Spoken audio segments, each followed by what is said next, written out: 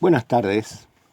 Continuando con los primeros habitantes de Calabria, hoy, luego de haber visto a los habitantes askenazi, vamos a hablar de los ausonios, enotrios e ítalos desde la Subsecretaría de Profesionales de la Asociación Calabresa. La próxima vamos a iniciar este relato con respecto con los ausonios. La próxima.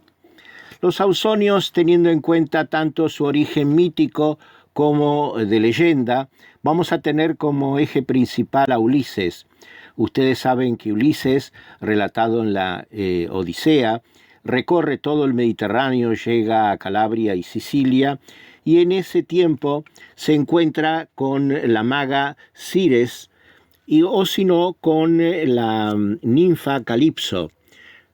No se sabe bien, por supuesto, porque es una leyenda mítica, pero durante este periodo Ulises es invitado a cohabitar, ya sea con Cires o con Calipso, del cual tienen un hijo.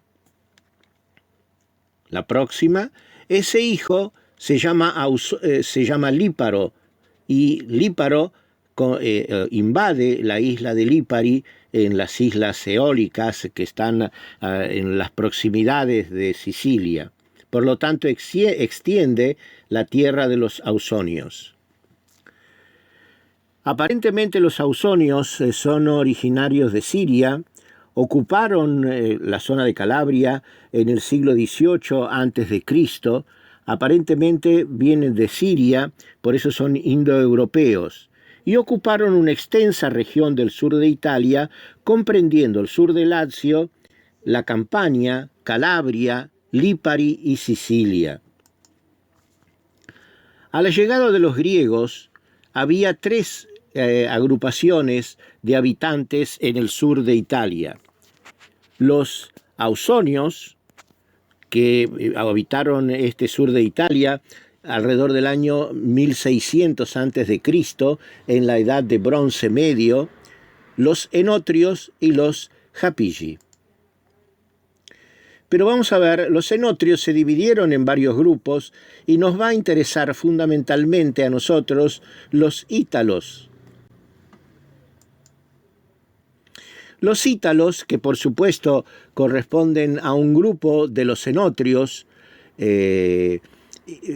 vamos a recordar solamente que se extendieron su territorio, los ítalos, ocupando las tierras que ocupaban antes los ausonios, pero esto es un grupo aparte, y fundamentalmente llegaron hasta Reggio Calabria, mientras que a Catanzaro llegaron también los ítalos, pero a Reggio Calabria llegaron tanto ausonios, enotrios e ítalos. En cambio, en Catanzaro estuvieron fundamentalmente el centro poblacional de los ítalos, se ubicó en esa zona.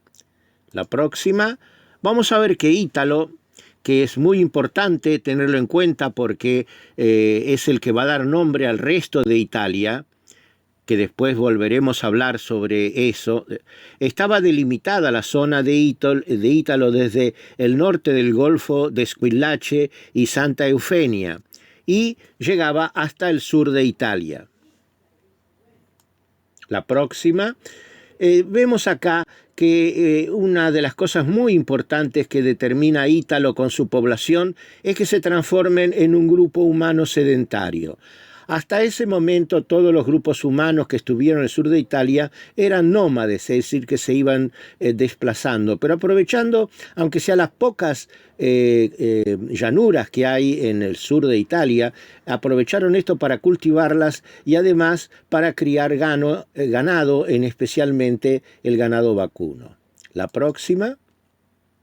Hablan de esto, de los enotrios, por ejemplo, Diodoro de Alicarnaso, que habla de la existencia de este grupo de personas.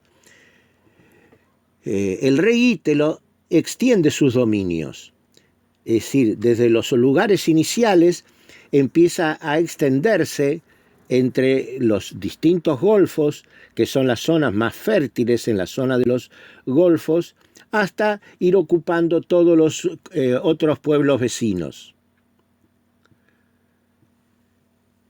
Los ausonios en realidad ocuparon desde el sur del Lacio hasta el río Seles, los cenotrios, toda la zona al sur del río Seles, y los Apigi se dedicaron a ocupar la Puglia. A la llegada de los romanos, en el año 337 a.C., fueron sometidos todas las poblaciones y destruidas las ciudades. Así lo cuenta Tito Livio en la historia de Roma. En esta próxima diapositiva vemos cómo Virgilio, el gran autor romano, habla sobre los Itali, teniendo en cuenta que de esto Itali denomina en definitiva a todo el resto de la península itálica, ya sea por el rey Ítalo o por el ganado bovino de Vitelio. Aquí vemos un mapa donde se observa la distribución de los distintos grupos humanos que estuvimos hablando recién. La próxima. Vamos a hablar ahora de los sitios arqueológicos y antropológicos en el sur de Italia, que son muy importantes también para visitar y que mucha gente desconoce. Vamos a empezar con Reggio Calabria, en el rione Acris, propio en Reggio Calabria, donde se observa este resto humano que corresponde a la época del hombre de Neandertal, es decir, en el periodo paleolítico. La próxima. Vamos a hablar ahora de la sepultura del Monte Pruno. En esta sepultura del Monte Pruno también corresponde a personas que vienen originariamente de Siria o de Grecia y corresponde al grupo de los enotrios. La próxima corresponde a la ciudad de Calanna, en Reggio Calabria, donde podemos observar en el Museo Arqueológico Comunale toda una serie de hallazgos en las tumbas, es decir, en los cementerios de estos primeros habitantes.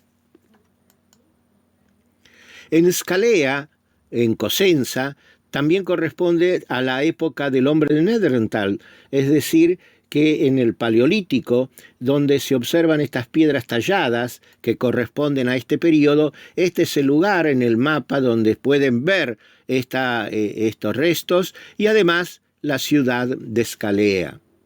La próxima es con respecto al promontorio del Monte Pro en Tropea, que es un lugar muy próximo a Tropea, que corresponde al Paleolítico, Neolítico y a la edad de hierro y bronce. Fíjense ustedes que corresponde prácticamente a todos los periodos de estos hombres desde la época primitiva. Y es muy interesante ver esta piedra tallada que puede ser para el uso de tallar materiales o este receptáculo de bronce. Y muy interesante esta publicación a la izquierda que corresponde a alumnos de la escuela media del Tropea, que han hecho una búsqueda con respecto a este hallazgo arqueológico. La próxima, que es lo más interesante probablemente, es la grota del Romito, en Papasídero, en la provincia de Cosenza. En esta gruta se observan varias grabaciones sobre la roca, probablemente con motivos de caza, y aquí se observa un toro, que lo más interesante de esto es ver el aspecto estético que tiene esta figura. La próxima, hallazgos de ítalos, también en la ciudad de Acri, en Cosenza. Aquí ven ustedes el lugar donde está Acri y a la derecha la ciudad de Acri. En el comune de Rogliano, en Salerno, también se han encontrado cementerios donde hallaron muchos restos que son interesantes desde el punto de vista arqueológico sobre estas poblaciones. La próxima, también de enotrios, en las tumbas del Monte Pruno, que ya estuvimos hablando nosotros. Aquí ven, esto es el Monte Pruno a la izquierda y a la derecha, los restos arqueológicos de las construcciones en piedra. La próxima. Esto es una arqueología bien típica de los ítalos en Colle dei Greci, en Latrónico, en la Basilicata, es donde se observan este hallazgo que es muy interesante, que corresponde a la cultura de los ítalos, y esto es muy típico de ellos, un collar con cuentas de piedras sumamente precioso desde el punto de vista estético.